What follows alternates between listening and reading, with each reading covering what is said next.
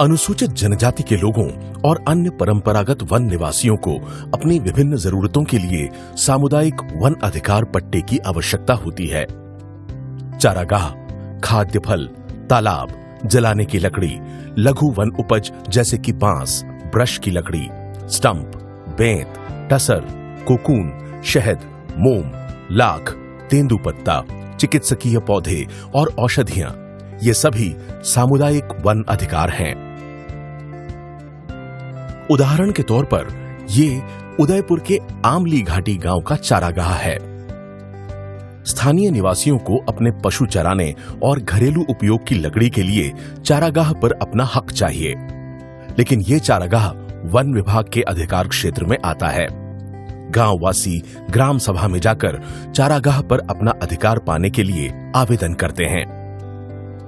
ग्राम सभा के पास पहले से ही क्षेत्र में रह रहे लोगों के सामुदायिक वन अधिकारों की जानकारी है, इसलिए ग्राम सभा खुद इसका सीमा निर्धारण कर सकती है कि किस समुदाय या गांववासियों को क्या अधिकार मिलना चाहिए।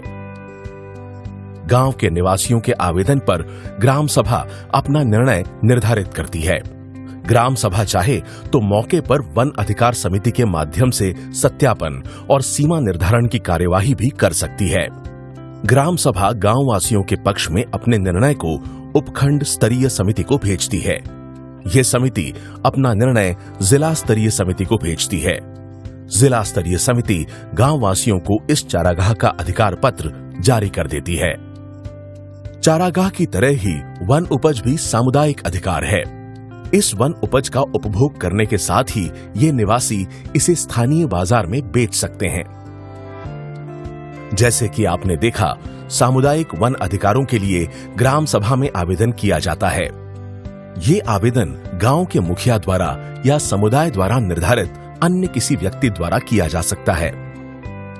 ग्राम सभा में आवेदन करते समय अपना दावा पेश करने के लिए ये दस्तावेज लगाए जा सकते हैं: गजेटियर, जनगणना, सर्वेक्षण और settlement report, satellite image, management plan, सरकारी आदेश, पट्टा, अधिकारों की अभिलेख, न्यायिक अभिलेख, सरकार द्वारा गठित समिति की रिपोर्ट, सरकारी अभिलेख, अधिसूचना, वर्किंग प्लान, वन विभाग की रिपोर्ट या अन्य कोई वन विभाग का दस्तावेज, रूढ़ियों परंपराओं का अनुसंधान अध्ययन या दस्तावेजीकरण, सरकारी आवेदन की रसीद या एफआईआर की कॉपी।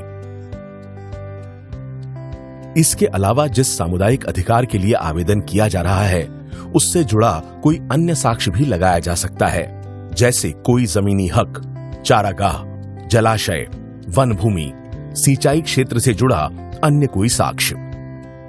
किसी भी सामुदायिक अधिकार के लिए पहला निर्णय ग्राम सभा का होता है।